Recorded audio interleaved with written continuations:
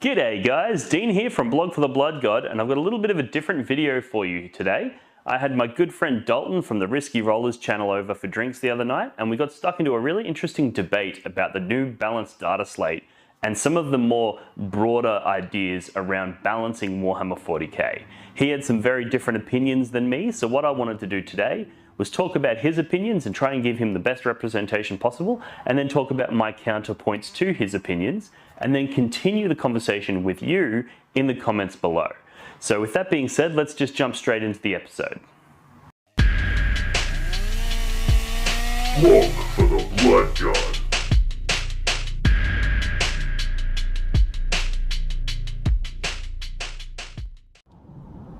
G'day guys, I've got a little bit of a different one for you today. I had one of my good mates, Dalton from Risky Rollers channel, over last night. We had a few beers, we were painting up some minis, and we were just talking shit.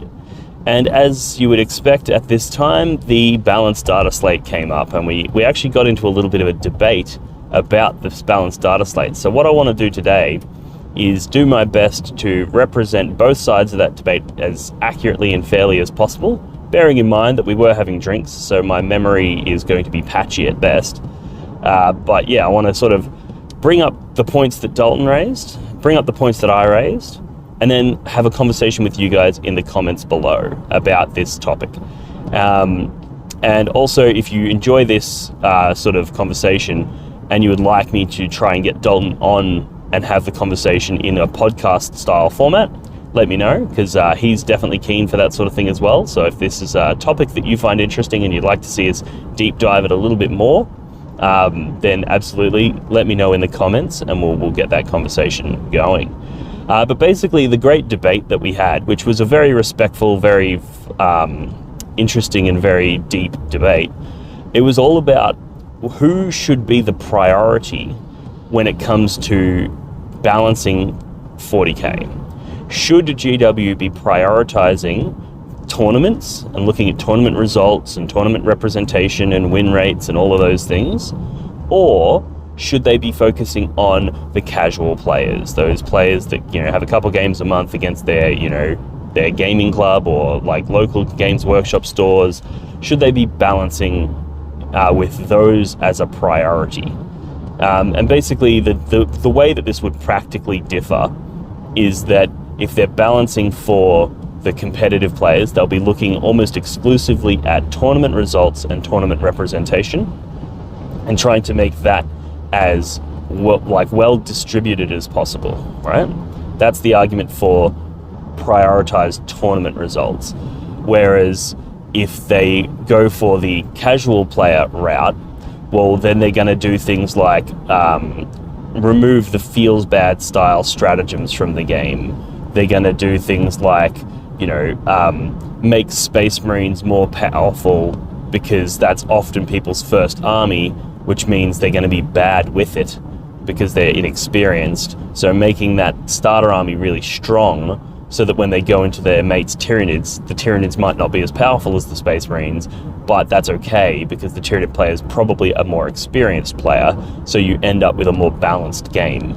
So, you know, whereas obviously some of these things would have a pretty significant impact on the tournament scene. That, you know, if you made Space Marines really strong so that there was a beginner army that people could play, then that's going to blow out the tournament results because you're going to end up with the top tier players just spamming the absolute fucking dick out of Space Marines and crushing everybody. So, because then they're experienced and on a powerful faction. So that's sort of my sort of understanding of the two arguments, right? This is which one of those two scenarios is preferable.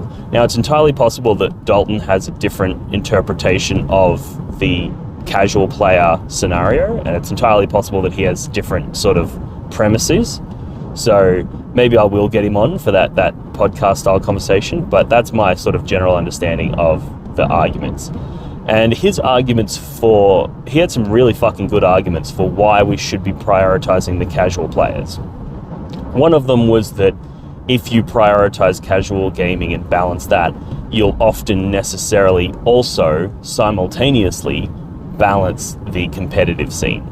which is something that I somewhat disagree with, because like I said, I think a lot of the reason that the casual scene gets thrown out of balance is because of a disparity in player skill. And because of that disparity, like I could take the worst army, out there to a GW store and just smash Timmies all day.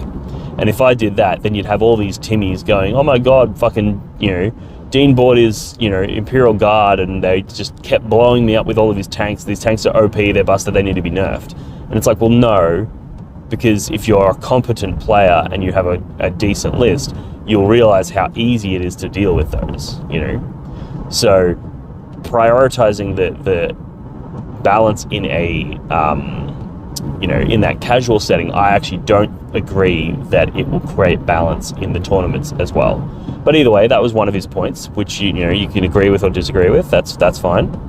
Another one of his points was that if you balance the casual play, you're going to end up with a bigger grassroots to pull from in order to fill tournaments up, right? You're gonna end up with more people coming into the game, more people enjoying their early experiences with the game because it's more balanced and they have more fun, and therefore you're gonna have more people signing up for tournaments. Another one of his, that's 100% true. I can't disagree with that. Another one of his arguments, which is an interesting one, is that tournaments already have a administrative structure in place that could facilitate its own balance. So GW doesn't necessarily need to balance for tournaments. If GW prioritizes balancing for the casual gamer, then you could have tournaments or systems like the ITC. They could do their own balancing, which they've done in the past with great success. They could do their own balancing to make tournaments balance. So then you'd actually have balance on both sides. Whereas the casual player, they don't have that administrative structure that will encourage balance on their end. So they need the top down from GW. That's the only way that they can achieve their balance. That was his argument. My pushback on that was that, first of all, I hate the idea of having two separate systems, having a casual system and a competitive system that have different balance, like different points costs or different rules or, various different ways of achieving that balance. Because then what happens is those casual players, they play in their GW store, they build up their grassroots, like what we were saying. And then when they go into tournaments, they're like, oh, it's all different. And the fucking knight army that I built is actually bad at tournaments, Whereas if they're playing under the same rules for casual play as they do for tournament play, that transition is much more natural. So I don't like the idea of there being two different systems, like of balance. I also I don't like the idea that if you have it up to the tournament organizers, you're going to end up with multiple different pockets around the world of different metas, which we already have, but that will be way more exacerbated if you go, okay, cool, in Australia they've decided to do balancing by doing X, and in the US they've decided to do balancing via Y, and across many of the European nations they've decided to do balancing via fucking Z, right? If you do that, then you're going to have all these different competing systems, and it just becomes an absolute mess. I remember once, it was probably around late 6th, maybe early 7th edition in Australia, we had like a multi-tiered list of FAQ documents that you would have to go through to figure out what the fucking rules are. That'd be the first look at the GW FAQ. If it's not covered by that, check the WTC, or at the time it was the ETC, European Team Championships, check their FAQ. If it's not covered by that, then check the ITC FAQ, and if it's not covered by that, then check the Australia and New Zealand 40k FAQ. And it was like, fuck this to death, this is bad. So we need to abolish all of that and just have the GW rules. The second you start distributing that responsibility across multiple different people is the second it just fractures into a million shards that are not cohesive, and therefore it's hard to have conversations like this across the global community. We want to have a global community. That's where a lot of the strengths from this new 40k growth have come from, is the fact that we have a global community for the first time in a very long time. So I don't like the idea of pushing that responsibility onto the tournament organizers and the tournament community to regulate itself. I think that's a recipe for disaster. And also, the counterpoint that I put to that as well was that his claim was that the casual player doesn't have a administrative structure that's able to facilitate balance. But there's one thing that the casual community does have that the tournament community doesn't have, and that is voluntary association. As a player in the casual community, you can choose your opponent on a day-by-day basis, and if you have an opponent that's really good, you can just be like, cool, when I feel like a game, I'll hit him up because we had a really close game, it was really fun, blah blah blah. Whereas, and inversely, if you play somebody and they're a dick, you just don't ever have to play them again. You just, because it's casual, you pick your opponent. So you just be like, nah, fuck that guy. I'm not playing him again. So that's their exclusive access to voluntary association, which allows them to regulate their own, meta, that allows them to regulate their own system. Whereas at a tournament, you sign up to a tournament, you don't get to pick your opponent. You're going to have to play whoever you have to play. And the more successful you get, the harder your opponents are going to get. And that's the name of the game, which is good. But it's one of the challenges, I guess, is that if GW bring out a codex that just blows the tournament meta in half, like if they just didn't do anything about Votann, and then you had all these fucking armies running around just crushing people, and all of the top tier players all pivoted onto that because if they don't do that, they're going to lose. So you have this huge pivot, and then all of a sudden, it's a disaster for competitive 40k, and there's nothing you can do about it. It means that in order to compete, you will have to follow suit. So GW need to regulate the tournament games more than they need to regulate the casual games, because the casual games can choose who you play. That was another one of the points that I sort of raised in contention to Dalton's points. So, yeah, I mean, we talked for several hours on this topic, and a lot of these, opinions we elaborated on in quite a lot of depth. He's a very smart kid, that Dalton, and he has some really good ideas. So we talked about that for several hours. So this was sort of just a summary to sort of facilitate a conversation that we can have in the comments below. And I'm sure Dalton will jump in those comments and he'll probably say, Dean, you fuckhead, you misrepresented me on this.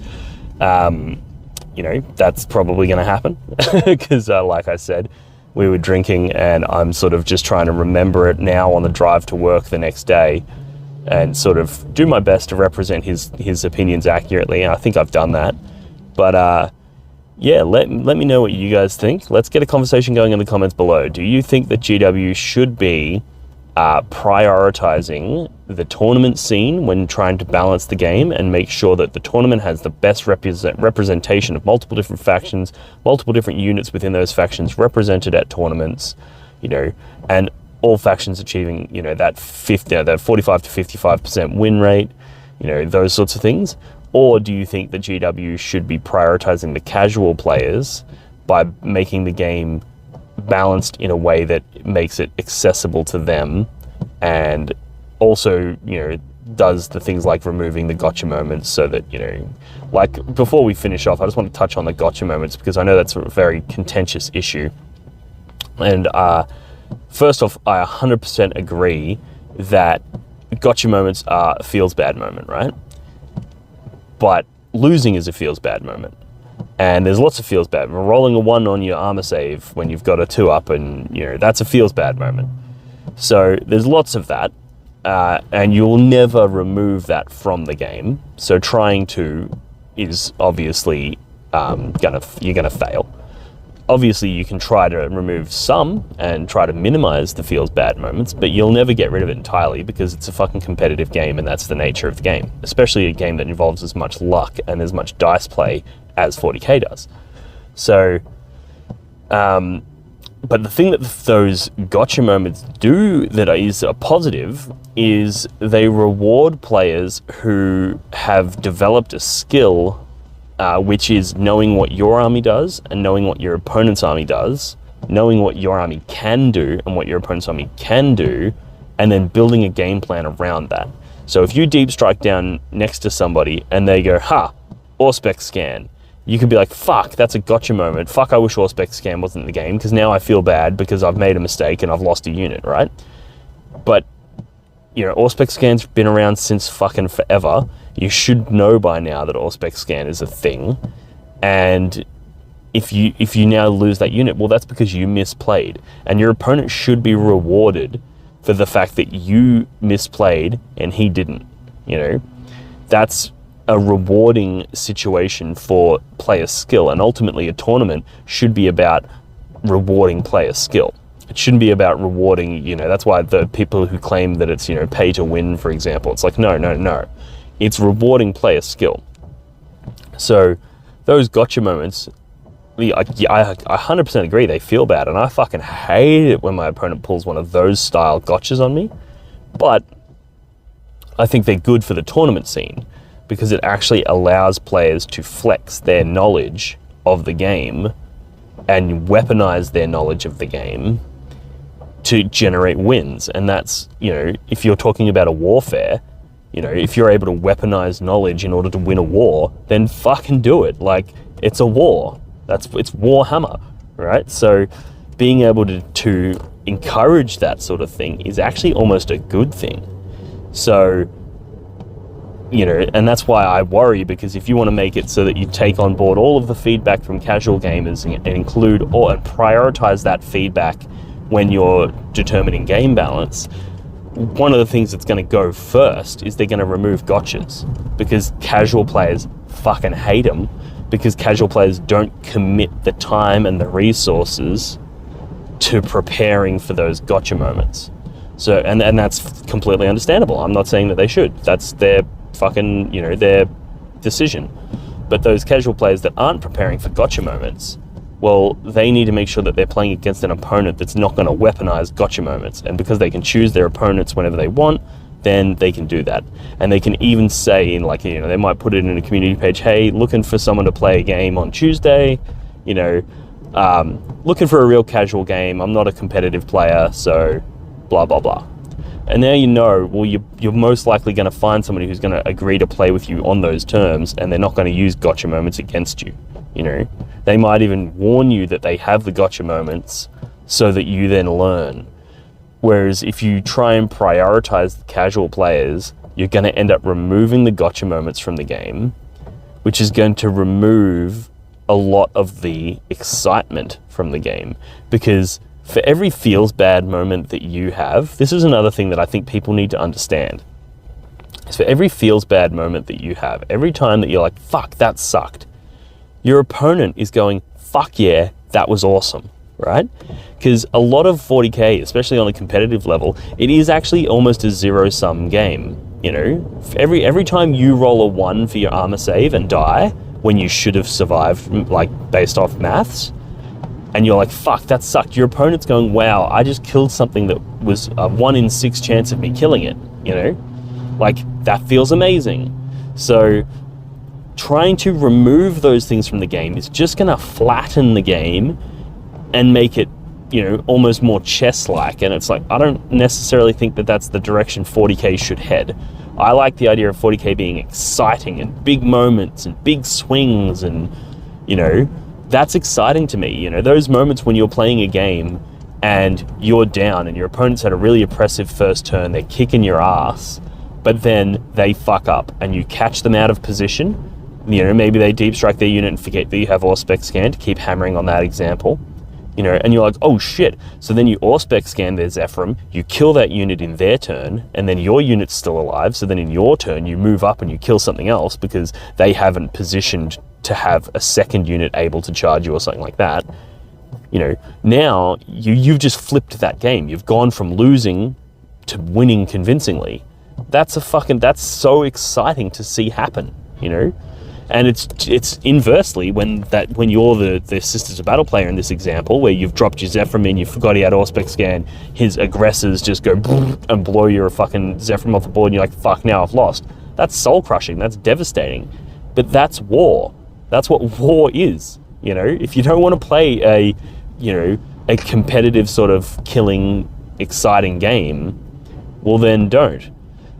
And I know that sounds harsh, but if you don't want to play that style game, you can still play Warhammer. You just have to pick your opponents, and casual players can do that, whereas competitive players can't do that. So competitive players need that balance from GW. They need that support from GW to make sure everything is as balanced as possible and not flattened. They don't need everything as flat as possible. They need everything as balanced as possible.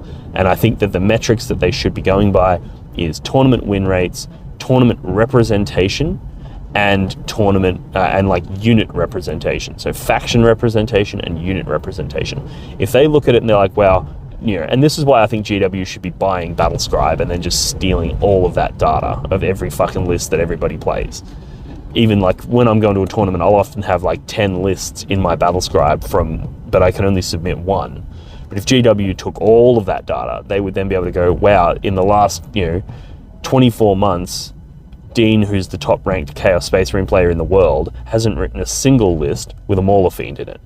Okay, what the fuck is wrong with the Mauler Fiend, right? So if GW had all of that data, they would be able to make those decisions, and they would be able to balance the units, they'd be able to balance the factions, and they'd be able to balance that win rate so that we've got full representation of units as best as possible. You got full representation of factions, sub-factions as well, as best as possible, and the win rate for those is as close to 50-50 as possible. And that's what I think the gold standard for balance should be. It shouldn't be about taking feedback from anyone. It literally should be data-based. They shouldn't be fucking listening to comments more or less at all, because comments are often weighted incorrectly or inappropriately, People will be like, I'm really upset about this thing, so I'm going to send 1 billion emails and I'm going to fucking, blah, blah, and make it sound 1 billion times worse than it is. But when you look at the data, it's like, well, it's actually not that bad. Maybe you're just having a sook, So, in my opinion, like, obviously take on board some feedback, obviously listen to what people have to say, but prioritize your actions based on the data from tournaments. That's my advice to GW. That's what I would like to see them do.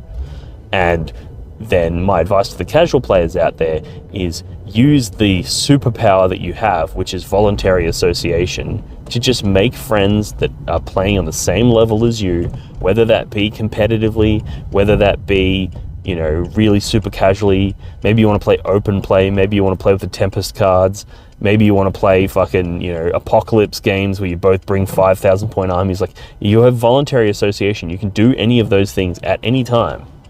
Whereas tournament players need they need the structure, because they have to operate within the structure in order for the tournament to be a fucking tournament. So, yeah, I'm going to wrap it up there. Thanks for tuning in, and please fill that comment section. Let's get a conversation going. I know that we've got some sort of hot takes here. We've got some really controversial opinions.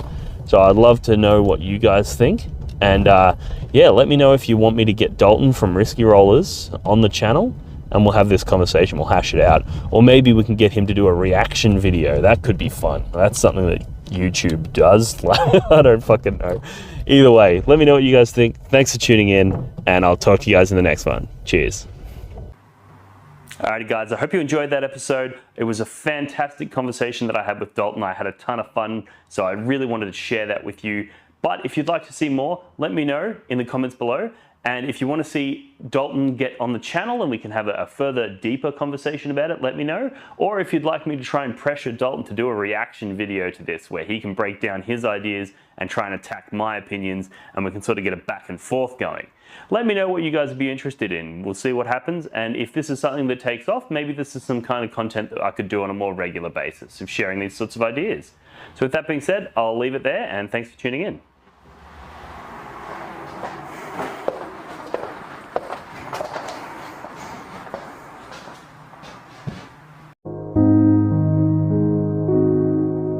The Warhammer community suffers from some of the most prohibitively expensive essentials in the world, especially Australian content creators. Every single day, Dean wants to create content, but he can't. Suffering from old, worn-out brushes, expensive model kits, and costly software and equipment he can't endure much longer. Just look at this dirty paint water. Would you drink this? Would you let your child? Even a small monthly donation can help provide Dean with clean paint water, basic tools for survival, and access to life-saving information and education. So please, follow the links in the description below and find out how you can sponsor a mad cunt like Dean today and end the suffering. Suffering that is cruel, unsustainable, and your fault.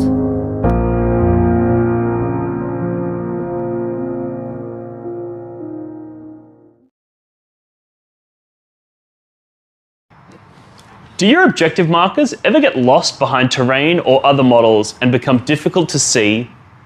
Do they ever get bumped and accidentally moved during a game? And do they ever spark arguments about distances? Well, not anymore. Introducing the blog for the blood god, not even remotely patented neoprene objective markers. Made from the same material as astronaut suits, or maybe military equipment, or probably neither of those things, this 2mm thick neoprene synthetic rubber is tear resistant, water resistant, and is designed to last. But that's not all. The blog for the blood god, not even remotely patented neoprene objective markers come in a variety of different designs and styles to suit any faction represented in the Warhammer 40,000 universe. These objective markers are a perfect gift for yourself or a friend, and are a perfect way to flex and show your opponent that not only are you a smarter, cooler, and better 40k player than them, but you also have more disposable income than they do. For the low price of $25, you'll get not one, not two, but 6 neoprene objective markers, perfectly designed for 9th edition Warhammer 40k. But wait, there's more. For a limited time only, people who sign up on Patreon to support Blog for the Blood God as a Skull Champion tier $5 per month member will gain access to a custom design service where I will design a unique logo to support their gaming club, like the one I did to the left here for the Potato Farmers local gaming club here in Melbourne. Follow the links in the description of this video to pick up your set today.